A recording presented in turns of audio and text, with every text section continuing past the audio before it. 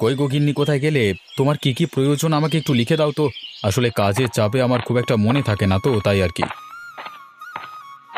তুমি তো সব সময় শুধু ভুলে যাও সবকিছু। আসলেই কি ভুলে যাও, নাকি আমি যা চাই তা আমাকে না দেবার এটা পরিকল্পনা? না গিন্নি, তুমি কি যে বলো! তুমি যা চেয়েছো আজ পর্যন্ত আমি কি তোমাকে দিইনি, তুমি বলো তো। হ্যাঁ, তা দিয়েছো, কিন্তু ইদানিং দেখছি তুমি যেন সব কিছু ভুলে যাচ্ছ। আরে ভুলিনি ভুলিনি, আসলে কি জানো তো, প্রত্যেকদিন নতুন নতুন জিনিসপত্র দিলে তার কোনো মূল্য থাকে না। আমি ভেবেছি সপ্তাহের একদিন তুমি যা চাও সমস্ত কিছু তোমাকে মুখের সামনে হাজির করে দেব। তাহলেই তুমি খুশি হয়ে যাবে আর আমাকে ভালো ভালো রান্না করে খাওয়াবে।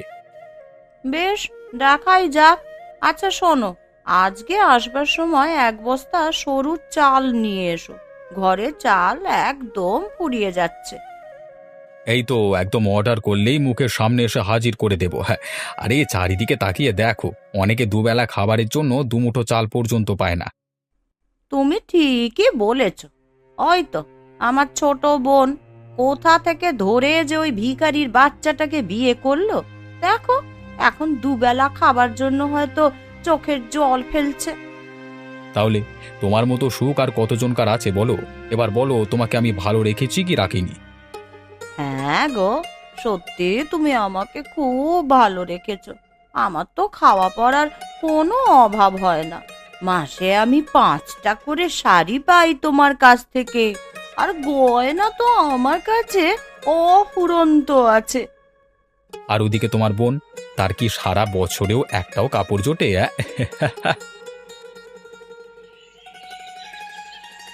তুমি যে আমাকে কি দেখে বিয়ে করলে আমি এখনো বুঝতে পারছি না। তোমার কোন ইচ্ছেটা আমি পূরণ করেছি বলো তো আজ পর্যন্ত ঠিক করে? শোনো, তুমি প্রত্যেকদিন সকালবেলায় ঘুম থেকে উঠে এই এক কাঁদুনি গাইবে না, বলে দিলাম। আমি তোমাকে আগেও বলেছি, আমার অর্থ বিত্ত এসবের প্রতি কোনো টান নেই। আমি চেয়েছিলাম একজন ভালো মনের মানুষ। ওপরওয়ালার কাছে সব সময় প্রার্থনা করতাম, আর উপরওয়ালা তোমাকে আমার কাছে পাঠিয়েছেন, তাই আমি তোমাকে বিয়ে করেছি। পছন্দেরও তো একটা ঢং থাকা উচিত। তোমার জায়গায় আমি হলে কিন্তু আমি নিজেকে কোনোদিনই পছন্দ করতাম না। সে তো তুমি আমাকেও পছন্দ করো না, সেটা তোমার কথা শুনলেই বোঝা যায়। এ কথা কেন বলছো তুমি? এই যে প্রত্যেক দিন উঠে তুমি আমাকে এসব ঢঙের কথা শোনাও, এখান থেকেই বোঝা যায় যে তুমি হয়তো আমাকে সরিয়ে দিয়ে অন্য কাউকে বিয়ে করতে চাইছো। ছি ছি ছি ছি গিন্নি, এসব তুমি কি বলছো আমাকে? আমি কোনোদিন স্বপ্নেও এ কথা ভাবি না গো। আসলে কি জানো তো, ওর কর্তা যখন তার গিন্নিদিকে অনেক কিছু উপহার দেয় তখন আমার খুব কষ্ট হয়। আমি তোমাকে আজ থেকে প্রায় 6 মাস আগে একটা শাড়ি কিনে দিয়েছিলাম, সেটাই এখন চালাচ্ছ। আমার বেশি কিছুই চাই না গো, আমার যতটুকু আছে ততটুকুতেই আমি খুশি। আমি শুধু তোমার সঙ্গে শান্তিতে এই ঘরে জীবনটা কাটাতে চাই। কই রে মা, বলি কেউ বাড়িতে আছিস? একবার বেরিয়ে আয় না মা। কি ব্যাপার, কি চাই এখানে? সেই কখন থেকে রাস্তায় হেঁটে বেড়াচ্ছি রে, তুই আমাকে দয়া করে একটু জল দিবি মা? প্রচন্ড জল তেষ্টা পেয়েছে যে। যখনই বড় বাড়ি দেখেছো অমনি জল চাইতে চলে এসেছো বলো? এরপর জল খাবার নাম করে আরো কত কিছু যে চাইবে তার তো কোনো ইয়াত্তা নেই। না রে মা, আমি কিছুই চাইবো না রে তোর কাছে। তুই আমায় একটু দয়া কর, আমার সত্যি খুব জল তেষ্টা পেয়েছে রে, আর হাঁটতে পারছি না একটুও। ওসব জল টল হবে না, তুমি এখান থেকে এসো। তুই এইভাবে কেন কথা বলছিস রে মা? আমি তো তোর কাছ থেকে সাহায্য পাবো বলেই এলাম।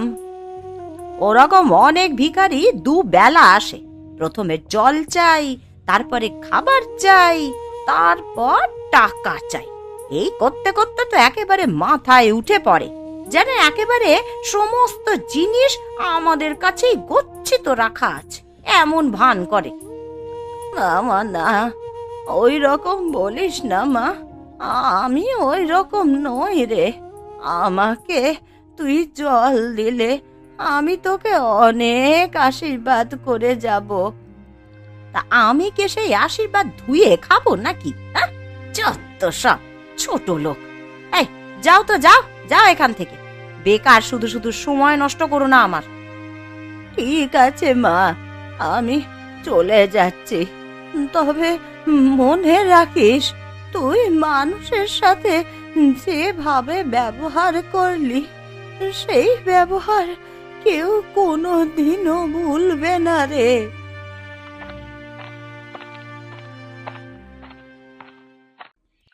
নে নে, খা। তোরা না খেলে কি করে হবে? তোদের জন্য সকাল থেকে কত কি খাবার রেখে দিয়েছি।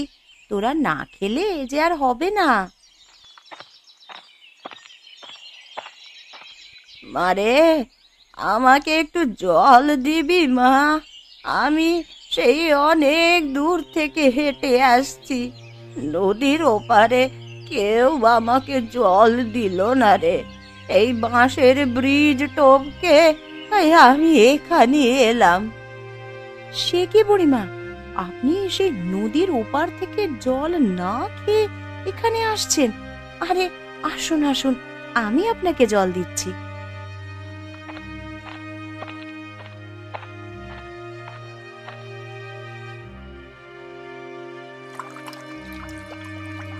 আহ, অনেক শান্তি পেলাম রে মা। সত্যি, এত শান্তি আমি আগে কোনো দিনও পাইনি। কিন্তু আপনাকে পথে কেউ জল দিল না কেন? আমি তো সেটাই বুঝতে পারছি না। জল দিতে তো আর পয়সা লাগে না। সেটা কজন বোঝে রে মা। আমি নদীর ওপারে একটা বড় বাড়িতে গিয়েছিলাম। তা সেখানকার বউটা আমাকে দূর দূর করে তাড়িয়ে দিল। ও, বুঝেছি, দিদি আপনার সাথে এমন ব্যবহার করেছে। দিদি মানে? ও কি তোর নিজের দিদি? হ্যাঁ বুড়িমা, ও আমার নিজের দিদি। ওর বড় বাড়িতে বিয়ে হয়েছে। ও অনেক বড় লোক, জানেন। বড় লোক হতে পারে, কিন্তু ওর মনটা অত্যন্ত নীচ। কারোর পরোয়া করে না। অসহায় মানুষকে যে একটু সাহায্য করা দরকার, সেটা ওরা বোঝে না রে। তার থেকে তুই অনেক ভালো রে মা। তুই থাকিস সেই কুঁড়ে ঘরে, কিন্তু তোর মনটা অনেক বড়। আমি আশীর্বাদ করি মা, তোরা যেন সারা জীবন সুখে থাকিস। আপনি এখন কোথায় যাবেন বুড়িমা? আমার যাওয়ার বিশেষ কোনো জায়গা নেই রে।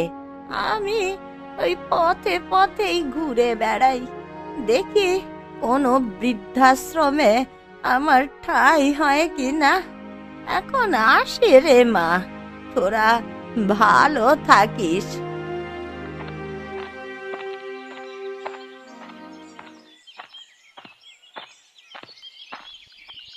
কই রে মা রূপা, দেখে যা আমি এসেছি। কোথায় গেলি তুই? একবার বেরিয়ে আয়। আরে বাবা, তুমি এসেছো? আরে আমার যে বিশ্বাসই হচ্ছে না। সত্যি, তুমি আমাকে খুব বড় একটা উপহার দিলে। আরে এসো এসো, তোমার এই বড় মেয়ের বড় বাড়িতে এসো। আহা, তোদের বাড়িতে এসে যে কি আরাম তুই কল্পনা করতে পারবি না। আমার বারবার মন চায় তোর বাড়িতে আসি। আমি তো তোমাকে কতবার বলেছি, একা একা না থেকে তুমি আমাদের বাড়িতে সারা জীবনের জন্য চলে এসো। দেখো তো, এত বড় বাড়িতে আমরা তো একাই থাকি, দুজন। তা তোমার এলে কোনো অসুবিধা হবে না। না রে মা, সেটা হয় না। মেয়ের বাড়িতে এসে থাকলে লোকে কি বলবে বল দেখি। তা তোরা কেমন আছিস বল? আমরা খুব ভালো আছি বাবা। তুমি আমাকে দেখে শুনে একটা ঘরে বিয়ে দিয়েছিলে বটে। হ্যাঁ, নিশ্চয়ই তোকে অনেক সুখে রাখে, তাই না? হ্যাঁ বাবা, আমাকে অনেক সুখে রাখে। এমন কিচ্ছু নেই যা ও আমাকে দেয় না। সমস্ত কিছু আমি না চাইতেই এনে দেয়। এটাই তো চাই, তোদেরকে সুখী দেখলি আমরা সুখী। তা বাবা, এবার বলো, হঠাৎ করে আমাদের কথা মনে পড়লো কেমন করে? ও হ্যাঁ, আসল কথাটা বলতেই তো ভুলে গেছিলাম। আসলে আমি একটা দাওয়াত রেখেছি, তো এই দাওয়াতে তোদের সকলের আশা চাই। সকলের বলতে কি ওই বোনও যাবে নাকি? ওদের বাড়িতে এখনো যায়নি, সত্যি বলতে ওদের বাড়ি যেতে একদম ভাল লাগে না, তাও যেতে হবে, মেয়ে হয়তো। সত্যি বাবা, তোমার ছোট মেয়ের বলিহারি একটা ঘর দেখে বিয়ে করলো বটে, দুবেলা দুমুঠো খেতে পায় না ভালো করে। যত সব। কাকে আর কি বোঝাবি মা, যাক সেসব কথা বাদ দে। আমার না খুব খিদে পেয়ে গেছে, এখন দুটো খেতে দিবি? হ্যাঁ, খেয়ে দে, আবার ওই গরিবখানায় যেতে হবে তো। হ্যাঁ হ্যাঁ বাবা, তুমি বসো, আমি তোমার জন্য খাবার নিয়ে আসছি। আরে বাবা, তুমি!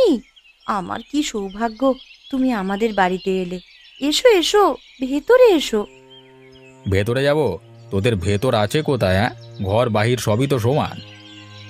হ্যাঁ বাবা, আসলে ছোট ঘর তো, তাই জন্যই। আচ্ছা শোন, বেশিক্ষণ বসবো না তোদের ঘরে, তোকে কিছু কথা বলতে এলাম। না বাবা, সেটা হয় না। তুমি আগে বসো, তারপর যা বলবার বলবে। কি করে যে এই ঘরে থাকিস সেটা তুই জানিস, বাপ রে বাপ, আমার এসেই যেন গা গোলাচ্ছে। তবে আমার খুব ভালো লাগে জানো বাবা, আমি খুব শান্তিতে আছি এখানে। হ্যাঁ, সেটা দেখতেই পাচ্ছি কত শান্তিতে আছিস। 6 মাস আগে একটা কাপড় পরতে গিয়েছিলাম, এখনো পর্যন্ত সেই কাপড়টা পরে আছিস, যত সব। আমার বেশি কিছু চাই না বাবা, আমি অল্পতেই সন্তুষ্ট। যাক, ভালো থাকলেই ভালো। আমার আর কি, আমি ভালো কথা বলতে এলাম। শোন, আগামী পরশু আমার ঘরে একটা দাওয়াত রেখেছি, তা তোর দিদি আর জামাইবাবুকে নেমন্তন্ন করে এসেছি, তোদেরকেও বলে গেলাম। আর চলে যাবি, হ্যাঁ, দুটো ভালো মন্দ খেয়ে আসবি। কি উপলক্ষে দাওয়াত বাবা? কোনো উপলক্ষ নয়, আমার ইচ্ছে গেল তাই আমি দাওয়াত দিচ্ছি। ঠিক আছে বাবা, আমি ওই দিন ওকে নিয়ে চলে যাব। ঠিক আছে, তাহলে ওই কথাই রইল। আমি তবে এখন এলাম, কেমন? এখানে বেশিক্ষণ থাকতে আমার ভালো লাগছে না তোর।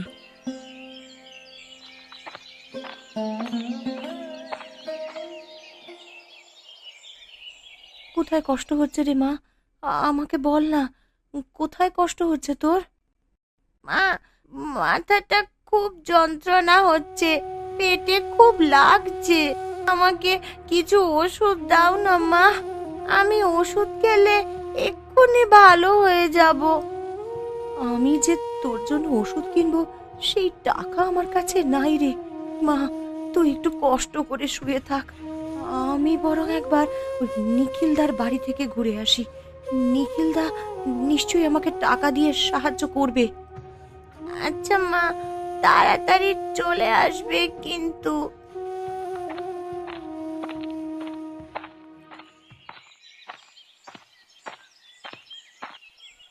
নিখিলদা, ও নিখিলদা, দয়া করে আমাকে একটু সাহায্য করো। আমার মেয়েটার ভীষণ শরীর খারাপ, ওষুধ কেনার মতন আমার কাছে একটাও টাকা নেই। তুমি যদি আমাকে কিছু টাকা দাও তাহলে খুব ভালো হয়। দেখ, তোরা যে এইভাবে নির্লজ্জের মতো আমার বাড়িতে চলে আসিস, তোদের লজ্জা লাগে না?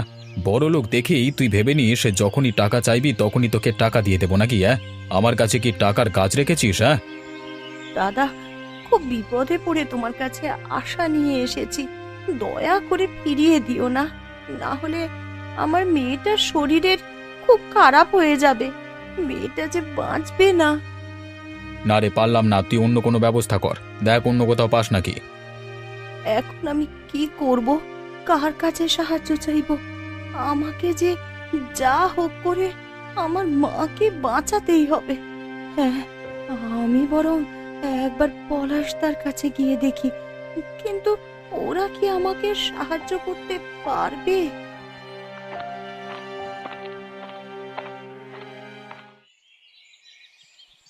পলাশদা, বাড়িতে আছো? আরে নীলিমাদি, তুমি এখানে কি করছো? আর তোমাকে এরকম উদাস লাগছে কেন? কি হয়েছে তোমার? মেয়েটার শরীরটা ভীষণ খারাপ, ওষুধ কিনবো, তার টাকাও আমার কাছে নেই। নিখিলদার কাছে গিয়েছিলাম, কিন্তু নিখিলদা আমাকে সাহায্য করলো না। এখন মেয়েটা আমার বিনা চিকিৎসায় মারা যাবে। তুমি কেঁদো না দিদি, আমরা থাকতে ওর কিছুই হবে না। দাঁড়াও দিদি, আমার কাছে কিছু জমানো টাকা আছে, আমি সেগুলো তোমাকে দিচ্ছি। তুমি বরং সেগুলো নিয়ে ওর জন্য ওষুধ কিনে নিয়ে চলে যাও। তুই তোর জমানো টাকা থেকে আমাকে ওষুধ কিনবার জন্য দিবি? কেন দেব না? আমার থেকে এখন এই টাকাগুলো তোমার বেশি প্রয়োজন, তাই তোমাকে আমি এই টাকাগুলো দিচ্ছি। তোকে অসংখ্য ধন্যবাদ রে বোন, তোদের মন যে কত বড় তুই আজকে তা আমার চোখে আঙুল দিয়ে বুঝিয়ে দিলি। ঠিক আছে, তোমাকে এখন অত ধন্যবাদ দিতে হবে না, তুমি তাড়াতাড়ি ওষুধ নিয়ে বাড়ি যাও।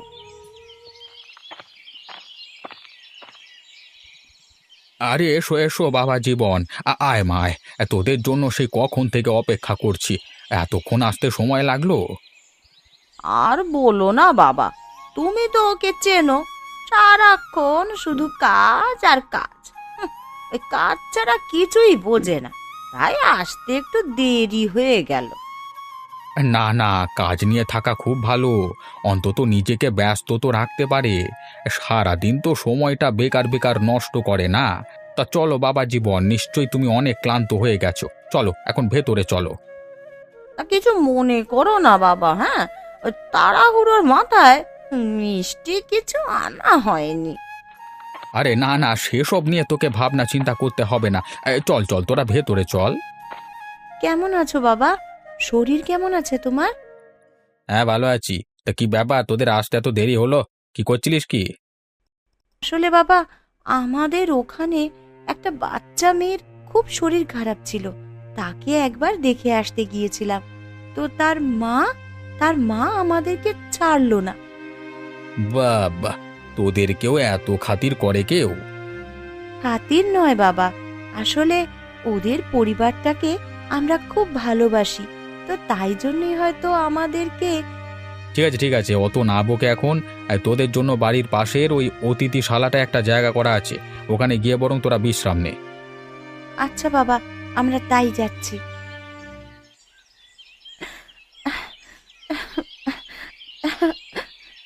আরে কি হলো, তুমি আবার হঠাৎ করে কাঁদছো কেন?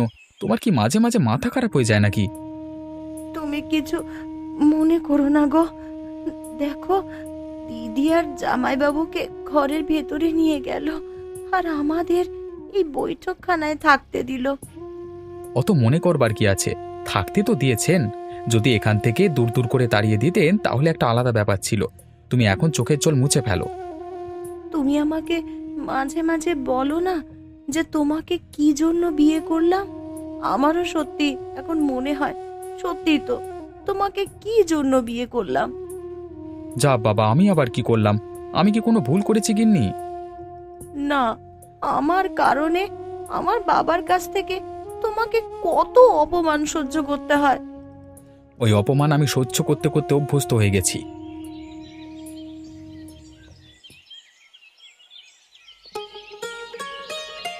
কই রে মা রূপা, আরে বড় জামাইকে মাছের বড় মাথাটা দে। আমি কত কষ্ট করে ওর জন্য বাজার থেকে নিয়ে এলাম। বাবা, এই যে দিচ্ছি দিচ্ছি। আর এই যে দীপা, তোর বর তো আবার এত বড় মাছ কোনোদিন খায়নি। দেখ, একটার বদলে দরকার হলে দুটো করে খা। কবে আবার এসব খাবার ভাগ্যে জুটবে? আসলে বাবা, কি জানো তো, আমরা তো এসব মাছ সচরাচর খাই না, তাই জন্য এই মাছগুলো আমাদের পেটে হজম হবে না। তুমি বরং আমাদের জন্য চিংড়ি মাছ আনতে পারতে। তোরা কি আর খেতে পারিস বল? আর চিংড়ি মাছই যদি আগে খেতে চাইতিস তাহলে অবশ্যই তোকে এনে দিতাম, কিন্তু এখন তো আর কোনো উপায় নেই। সে কি বাবা, আমাদের দাওয়াত দিয়ে আমাদের কি খেতে পছন্দ কি না খেতে পছন্দ তা না জেনেই তুমি সমস্ত কিছু আয়োজন করে ফেললে। আমি তো দেখতে পাচ্ছি তুমি তোমার বড় জামাইয়ের জন্যই বেশি আয়োজন করেছো। এই, মুখ সামলে কথা বল দীপা। তুই বাবাকে অপমান করছিস? তোর সাহস তো কম নয়। অপমান নয় দিদি, বাবা তো আমাদের দুই বোনের সংসার কেমন খুব ভালোভাবেই জানতো। যখন তোদের দুজন স্বামী স্ত্রীকে তোরা বড় লোক বলে ঘরের ভেতরে থাকতে দিল, আবার আমরা স্বামী স্ত্রী গরিব বলে আমাদেরকে বৈঠকখানায় থাকতে দিল, তাহলে তো খাবার বেলাতেও আলাদা আলাদা করবার দরকার ছিল, তাই না? গিন্নি তুমি চুপ করো। না, চুপ করব না। সমস্ত কিছুর একটা সীমা থাকা দরকার। বাবা, তোমাকে আমি একটা প্রশ্ন করতে চাই। তুমি কি জেনে শুনে কাজ করেছো? তুমি কি আদৌ জানতে না যে আমাদের পরিবারে কি খাবার দাবার হয়? আমি ভাবলাম তোরা হয়তো এই খাবার পছন্দ করবি। তুমি তাহলে আমাকে এখনো বুঝতেই পারোনি বাবা। প্রয়োজনের অতিরিক্ত আমাদের কোনো কিছুই পছন্দ নয়। তাহলে বলতেই হবে তুমি তোমার কাজে বিফল হয়েছো। বিফল হয়েছি মানে? মানে তুমি অতিথিদের ভালো মন্দ না জেনেই সমস্ত কিছু আয়োজন করেছো, আর এটা আমাদের পক্ষে অত্যন্ত অপমানজনক। আমাদের এত কিছু প্রয়োজন ছিল না। আমাদের যদি শুধু ভাত ডাল আর চিংড়ি মাছ ভাজা দিয়ে দেওয়া হতো, তাহলেই আমরা খুব আনন্দ করে খেতাম। আচ্ছা, এখন তো আনা নেই, তাহলে আর কি করা যাবে? সেই তো, আমাদের আর কিচ্ছু করবার নেই বাবা। পরের বার যদি দাওয়াত করো, তাহলে সমস্ত কিছু বুঝে শুনে করবে। যতই হোক আমরা গরিব, আমাদের তো একটা মান সম্মান আছে। এই যে, উঠে পড়ো তো, চলো, আমাদের এখান থেকে চলে যেতে হবে। মানে তোরা এখনই চলে যাবি মা? অত দুঃখ পাওয়ার কিছু নেই বাবা। তোমার আরেক মেয়ে জামাই আছে, যাদের জন্য তুমি এত বড় দাওয়াতের আয়োজন করেছো। তুমি তাদেরকে আপ্যায়ন করো, আমাদের কোনো অসুবিধা নেই। কিন্তু আমাদের এখনই ফিরে যেতে হবে গো।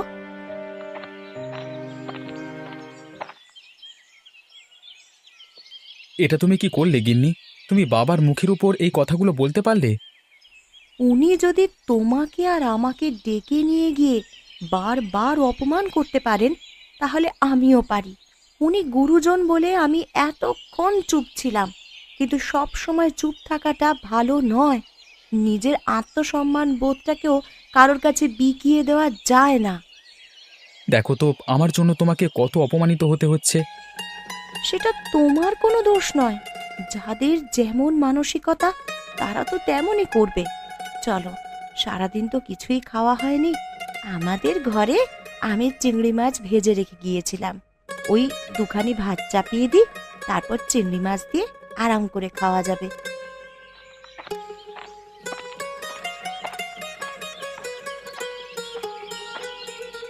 আরে বাবা, আপনি এখানে?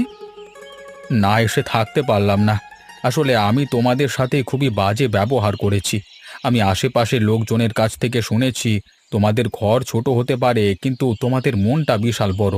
তাই আমি আমার ব্যবহারের জন্য তোমাদের কাছে ক্ষমা চাইতে এসেছি। আপনি কি বলছেন বাবা? আপনি গুরুজন হয়ে আমাদের কাছে ক্ষমা চাইবেন কেন? আজকে দুপুরে যে ব্যবহার আমি করলাম, সেসব কথা আমরা আর মনে রাখিনি। পলাশদা, আমার মেয়ে ভালো হয়ে গেছে।